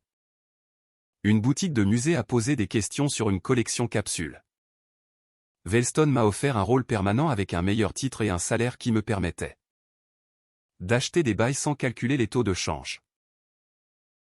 Mais le changement le plus important est venu 6 mois plus tard quand Marian m'a assise et a dit « Tu deviens trop grande pour cet établi. » La panique m'a envahi. Suis-je renvoyé? Ne sois pas dramatique. Tu es encouragé. Avec la bénédiction de Marian. Le réseau de la professeure Arte et les contacts de la galerie de Julien. J'ai ouvert un petit studio indépendant à Londres. Je l'ai nommé « De Passage ». Certaines personnes trouvaient le nom mélancolique. Pas moi. La vie est pleine d'endroits de passage, le chagrin, l'amour, des versions de soi-même. Le danger n'est pas de passer. Le danger est de confondre un couloir avec une maison parce que quelqu'un vous y a tendu un bonbon. Un jour. Le studio avait 2 pièces, un espace avant pour les clients et les présentoirs, et un atelier arrière où je pouvais faire du désordre. Madame Lin a apporté un bambou porte-bonheur. Jenna est venue en avion pour la semaine d'ouverture et a pleuré sur la machine à espresso. La professeure Art s'est tenue au milieu du studio, les bras croisés, et a prétendu ne pas être émue. Acceptable, a-t-elle dit. C'était son plus grand compliment. Julien est arrivé le dernier en portant une boîte à outils au lieu de fleurs. L'étagère près de la fenêtre penche, a-t-il dit. J'ai demandé si tu voulais des roses. Madame Lin a dit que tu avais plus besoin d'un homme avec une perceuse. Madame Lin est dangereuse. Clairement. Il a fixé l'étagère. J'ai fait du thé. Nous nous sommes assis sur le sol du studio parmi les boîtes en carton, parlant de rien d'urgent. Dehors, Londres bougeait en couches grises humides. À l'intérieur, la lampe en laiton jetait de l'or sur le travail inachevé. Maya, a-t-il dit finalement. J'ai levé les yeux. Tu me plais. La phrase était simple. Pas de demande cachée à l'intérieur. Pas de représentation. Mes mains se sont immobilisées autour de la tasse. Julien a continué. Je n'ai pas besoin d'une réponse ce soir. Je ne veux pas que tu te sentes coincé. Je voulais seulement que tu le saches parce que les sentiments honnêtes ne devraient pas devenir une pression. En restant non dit. J'ai pensé à Ethan, à la façon dont je mendiais la clarté et recevais du brouillard. J'ai pensé à combien de fois l'amour était arrivé dans ma vie avec des conditions. Change tes vêtements, change tes amis, change ton travail, change ton appétit, change ta voix. Je ne peux pas promettre pour toujours, ai-je dit. Je ne demande pas pour toujours. Je pourrais avoir besoin d'avancer lentement. Alors nous avancerons lentement. J'ai besoin de mon travail. De mon espace. De mes amis. De mes mauvaises humeurs. Sa bouche s'est levée. J'ai supposé que tu garderais tout cela. En particulier les mauvaises humeurs. Elles semblent importantes pour le processus. J'ai ri avant de pouvoir m'en empêcher. Il a souri aussi. Et la pièce a semblé plus chaude. Puis j'ai dit, nous pouvons commencer par un dîner ce soir. Son sourire s'est élargi. Je prends. Notre relation ne m'a pas refaite. C'était son cadeau. Julien n'est pas devenu mon sauvetage. Il est devenu quelqu'un qui marchait à côté de la vie que j'étais déjà en train de construire. Il a appris la différence entre le silence et le retrait. Il a demandé avant de supposer. Quand je travaillais tard, il ne disait pas que j'aimais le studio plus que lui. Il apportait de la nourriture, embrassait mes cheveux si j'y étais invité. Et partait quand je disais que j'avais besoin de finir seul. J'ai appris aussi.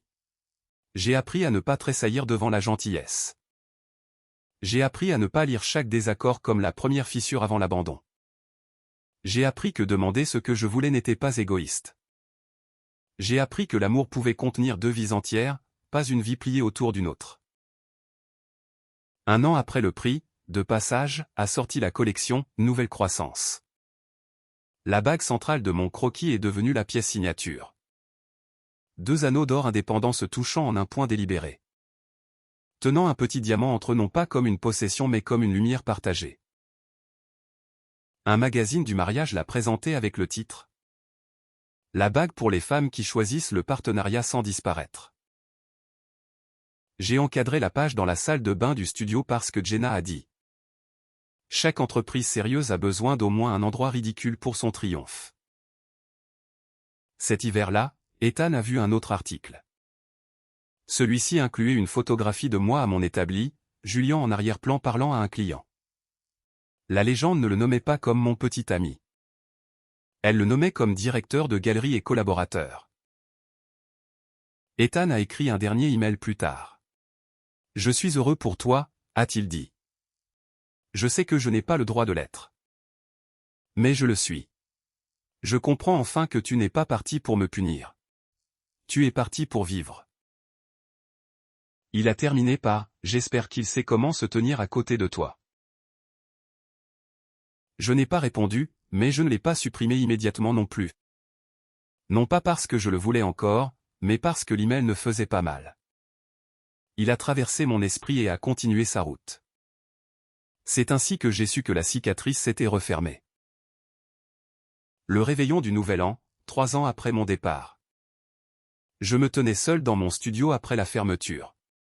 La neige recouvrait la fenêtre. Mon téléphone vibrait de messages d'amis, de clients, de la professeure Art, de Madame Lynn et de Julien, qui achetaient des raviolis parce que j'avais déclaré le champagne surévalué. J'ai ouvert un tiroir et j'ai trouvé le bonbon au caramel que la professeure Art m'avait donné. Avant mon vol. J'avais gardé l'emballage après l'avoir mangé. Pressé à plat entre d'anciennes pages de carnet de croquis. Je l'ai placé à côté du premier dessin de passage. Autrefois, un garçon m'avait offert un bonbon dans le pire moment de mon enfance. Et j'avais transformé cette gentillesse en destin. Maintenant, je la comprenais pour ce qu'elle était, un moment, un bon moment, un moment humain. Pas une peine à perpétuité. Julien est arrivé essoufflé et couvert de neige. Le restaurant de raviolis était le chaos, a-t-il dit. J'ai dû me battre contre un homme âgé pour la dernière commande de porc à la ciboulette. As-tu gagné? Respectueusement. J'ai ri. À minuit. Nous nous sommes tenus près de la fenêtre du studio et avons regardé les feux d'artifice éclater sur la ville. La main de Julien reposait ouverte sur le rebord entre nous. Une invitation, pas une revendication. J'ai mis ma main dans la sienne. L'année a tourné. Je n'ai pas pensé à Ethan jusqu'au lendemain matin, et quand je l'ai fait, la pensée a été douce et distante. J'espère qu'il a appris à ne pas gâcher la prochaine personne qu'il aimera. Puis je me suis levé, j'ai fait du thé et je suis retourné travailler. Ma vie n'est pas devenue parfaite après mon départ. Elle est devenue la mienne. Épilogue. Nouvelle naissance. Des années plus tard. Les gens me demandaient parfois pourquoi ma bague la plus célèbre s'appelait « Nouvelle naissance ». Ils s'attendaient à une réponse dramatique, une rupture, une trahison, une évasion triomphale. J'aurais pu leur donner tout cela soigneusement emballé pour une interview. À la place, je disais habituellement. Parce que certains commencements ne sont pas soudains. Certains sont le résultat du fait de se choisir soi-même encore et encore jusqu'à ce que l'ancienne vie ne convienne plus. La vérité était plus désordonnée et plus gentille. Nouvelle naissance était le nom du premier dessin que j'avais fait sans demander. Même silencieusement, si Ethan le trouverait impratique. C'était la première pièce que j'avais terminée après avoir compris que l'amour ne devrait pas exiger d'une femme qu'elle devienne assez petite pour s'adapter aux négligences de quelqu'un d'autre. C'était aussi la bague avec laquelle Julien m'a demandé en mariage. Il l'a fait un samedi matin ordinaire dans le studio, ce qui était exactement ce qu'il fallait. J'étais penché sur le croquis d'un client, les cheveux mal attachés, les manches roulées. Une tache de crayon sur la joue. Il est arrivé avec le petit déjeuner, a posé du lait de soja à côté de ma main et a dit mon nom. Maya.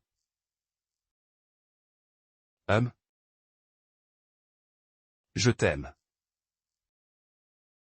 Je ne me suis pas figé comme je l'aurais fait autrefois. J'ai seulement levé les yeux. Il se tenait de l'autre côté de la table de travail, nerveux, mais pas théâtral. Tenant une petite boîte. Je ne veux pas que tu deviennes ma femme si cela ressemble à perdre une partie de toi-même. Je veux épouser la femme qui oublie de déjeuner quand un sertissage est faux. Qui se dispute avec les Pierre, qui déteste être pressée, qui a besoin de calme quand elle réfléchit. Qui remettra le parapluie au milieu si j'essaie d'être noble et stupide? J'ai commencé à rire et à pleurer en même temps.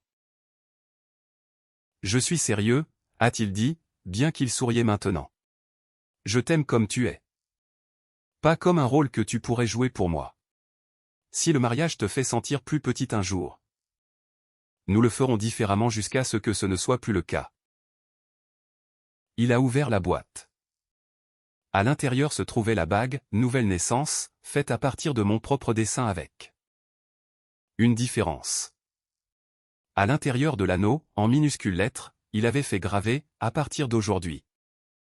À ton rythme. Je l'ai regardé pendant un long moment. Je ne peux pas promettre que je n'aurai pas peur parfois, ai-je dit. Je sais. Je ne peux pas promettre que le pour toujours semblera toujours facile. Ça ne le sera pas. Je peux promettre que je ne disparaîtrai pas en toi. Ses yeux se sont adoucis. Bien.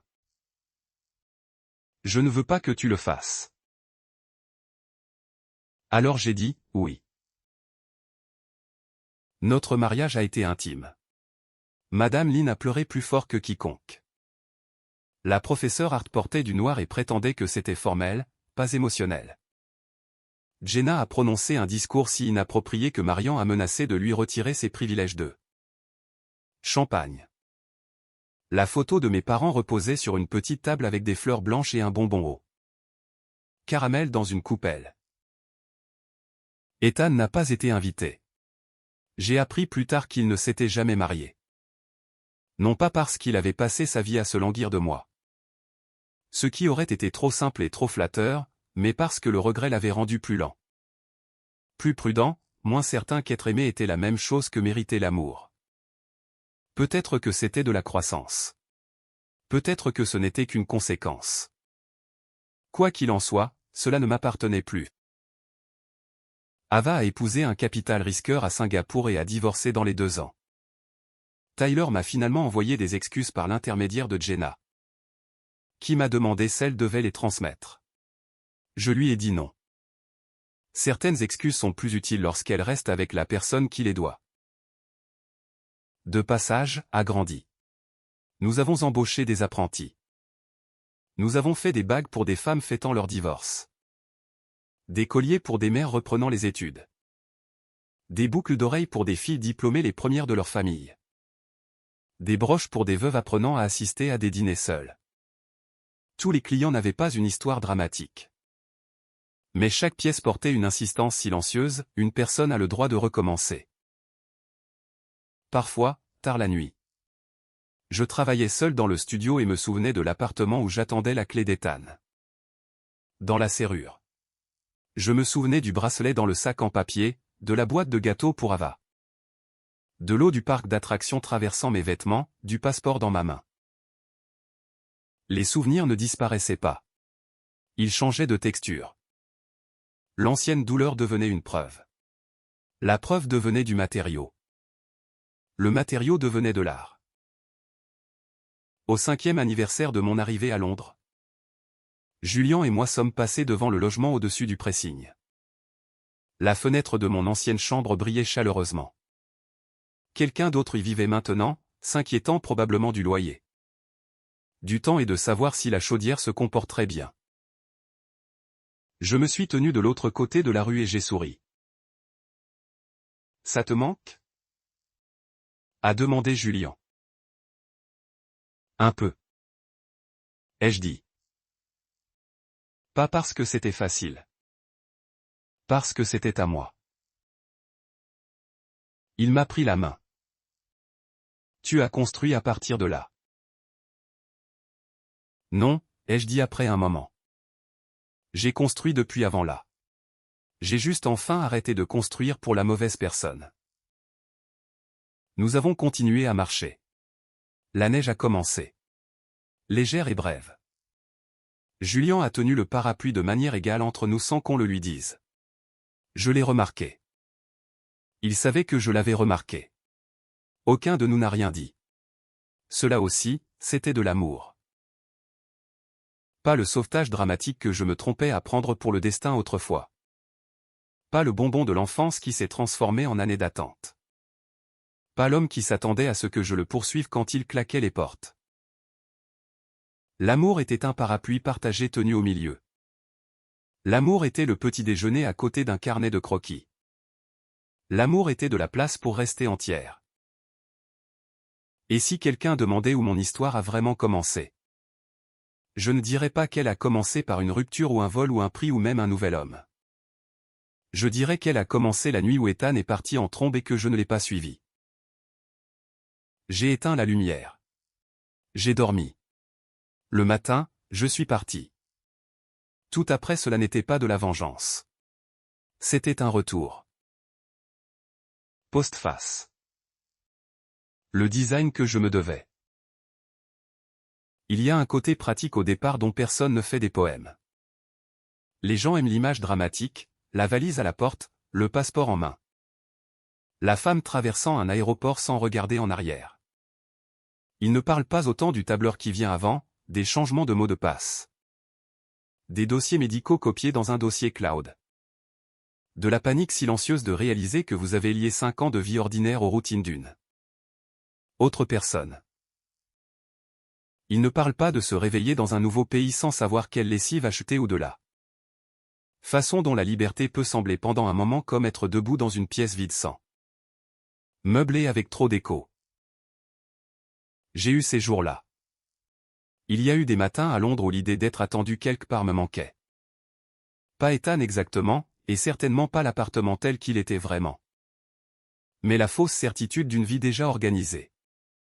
Dans cette ancienne vie, je savais quoi cuisiner s'il rentrait tard.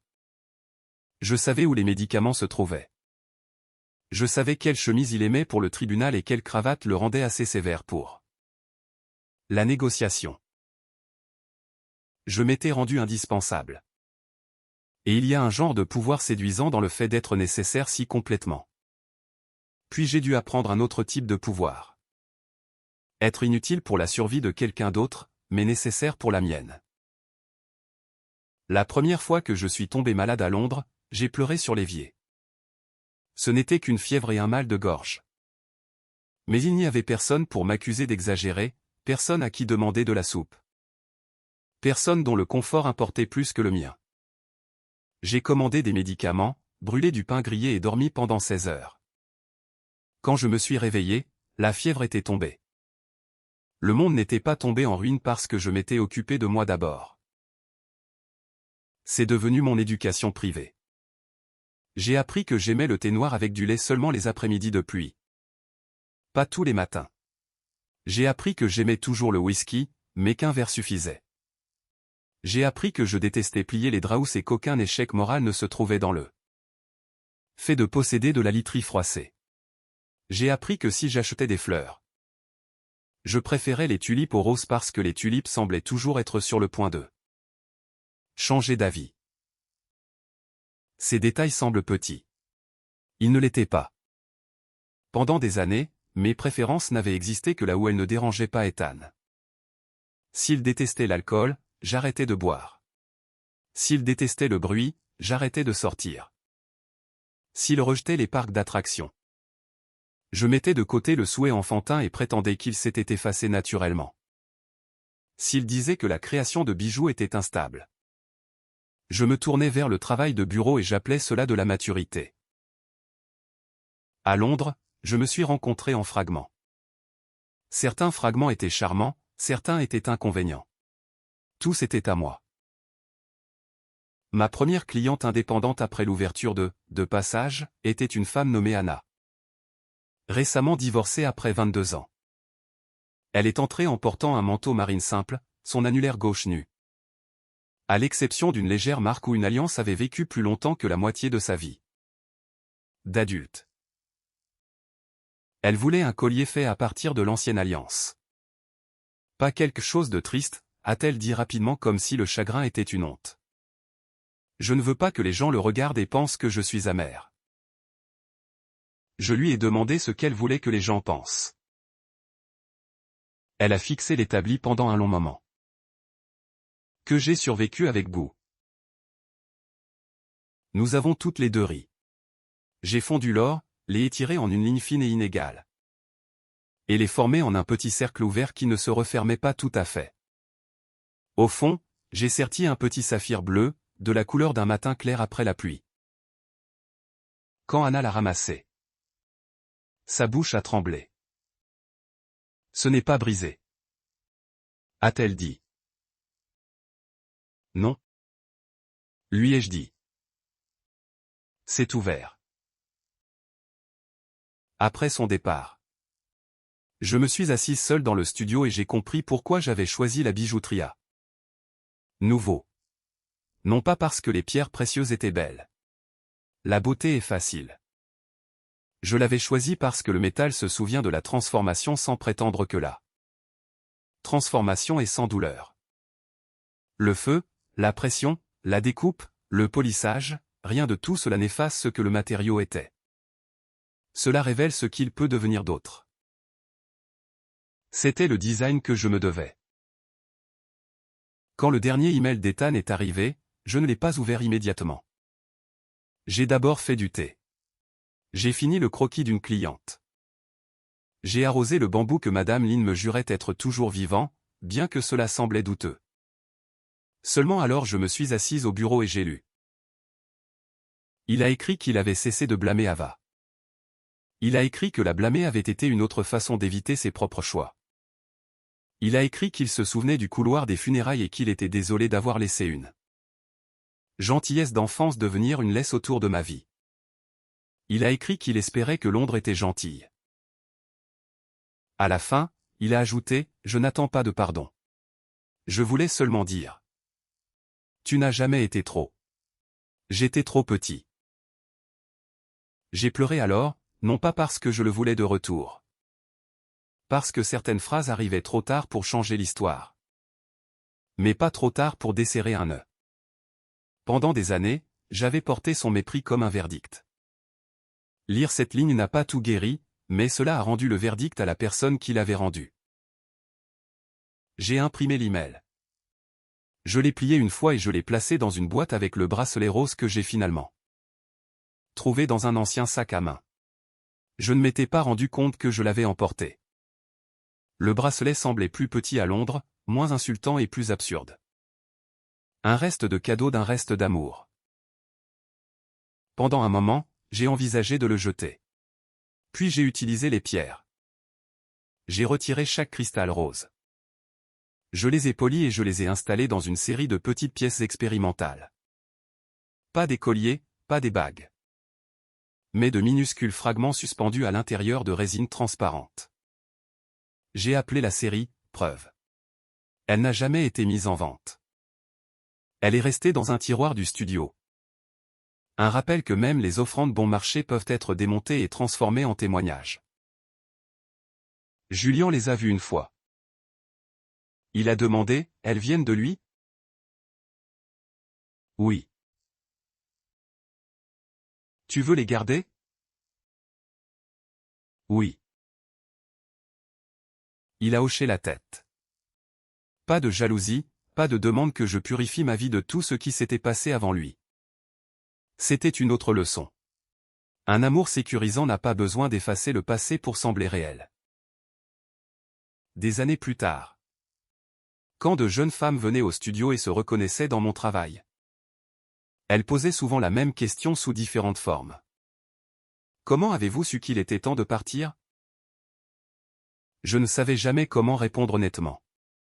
On le sait rarement en un seul moment d'éclair.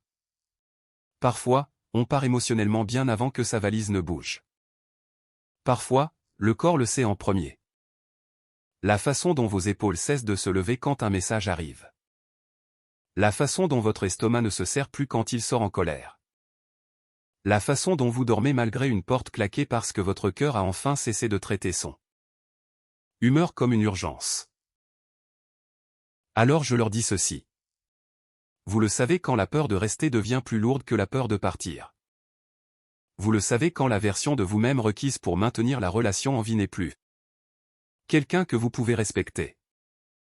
Vous le savez quand la paix commence à sembler possible quelque part ailleurs. Et après le savoir, Vous n'avez pas besoin de le haïr pour toujours.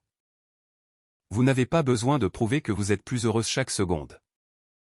Vous n'avez pas besoin de devenir impressionnante pour vous venger. Vous avez seulement besoin de marcher vers une vie où vous pouvez vous entendre penser. Le reste vient lentement. Un dessin, une pièce louée, un petit déjeuner préparé seulement parce que vous avez faim. Un matin d'hiver où vous vous rendez compte que vous n'avez pas vérifié si quelqu'un est en colère. Avant de décider quoi porter. Un parapluie partagé tenu au milieu. Une bague nommée nouvelle naissance. Pas parce que vous êtes né à nouveau du jour au lendemain. Mais parce que vous avez enfin cessé d'appeler l'abandon de soi de l'amour. C'est la vérité que je mets dans mon travail. C'est la vérité que je continue de choisir. Et chaque fois que je ferme la porte du studio la nuit, je vois mon reflet dans le verre sombre. Plus âgée que la fille qui est partie, plus forte que la femme qui est arrivée. Apprenant toujours, changeant toujours, marchant toujours vers la lumière. J'avais l'habitude de penser que le foyer était une personne. Maintenant, je sais que le foyer est l'endroit à l'intérieur de soi-même que l'on n'accepte plus d'abandonner. Merci d'être resté jusqu'à la fin. Les voyages intenses de ces personnages continueront de se dérouler. Si vous aimez mon travail, n'oubliez pas d'appuyer sur le bouton j'aime, d'enregistrer la vidéo et de vous abonner pour plus d'aventures.